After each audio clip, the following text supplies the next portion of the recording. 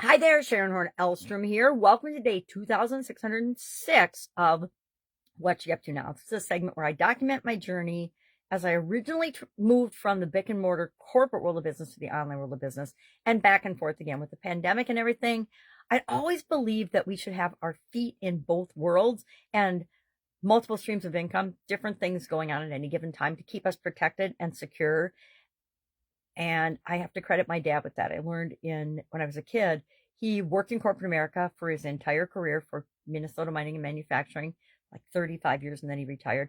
But while he worked there, he was always building and growing and starting different entrepreneurial businesses. He was involved in dozens of different industries throughout his career, and I followed the same path. I guess I was the only one of my sisters that has did that, both corporate and businesses simultaneously. And then following my divorce in 2017, I came online. I wanted to do something totally different. And so it's been a really fun journey, really educational, really interesting.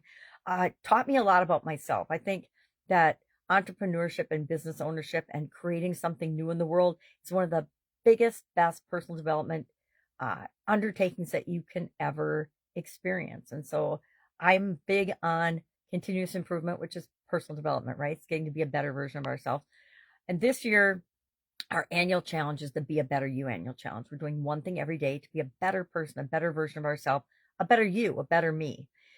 And I decided this year I was going to tie my annual challenge group to my Supersize Your Business group in terms of we're talking about the same topic every day. So today and this whole month, we're focusing on communication. I use a 9-part life framework that I teach and I've taught for years. It used to be 7 parts, but then after the pandemic, I had some coaching in the areas of communication and confidence.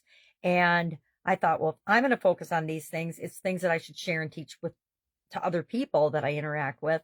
And so I switched my 7-part life framework that I learned from Tony Robbins and Jim Rohn, literally back in the 1980s, to a 9-part life framework. And I use that framework to structure my life in a way that works for me and makes sense, because otherwise life gets a little chaotic and a little out of control, and we can find ourselves living our life and going through the motions of living our life without actually moving toward the things that it is that we want. Yet we have the power to create the life that we want if we choose to, but we have to take steps and action in order to make that happen. And the 9-part life framework helps me personally to do that. And so I want to share that with other people so they can do the same thing. Well, this month we're focusing on communication area. Last month we did confidence, this month communication, because I'm really mixing it up this year. I'm doing everything in different orders than I usually do when I share it.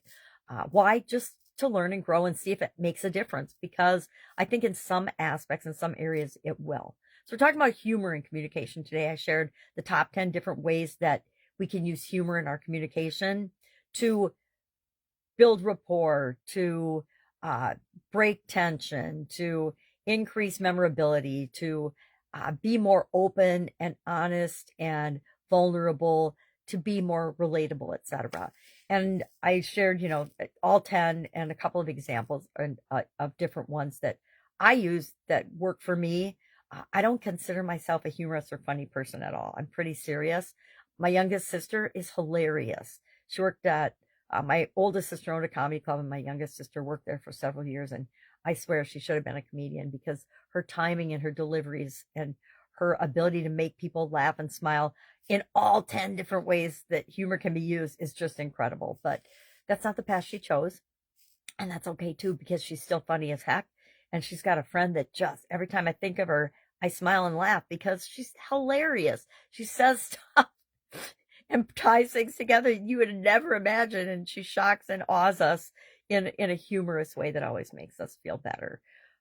So that was our topic today, and my invitation for both the Supersize Your Business group as well as the Be a Better You annual challenge group is to take one of those types of humor and see how you can work it into your communication today, and then see what kind of an impact it has. Does it have the impact that you want it to? Because that's the purpose of communication, right? Are we connecting? Are we understanding, and are we seeking to understand other people?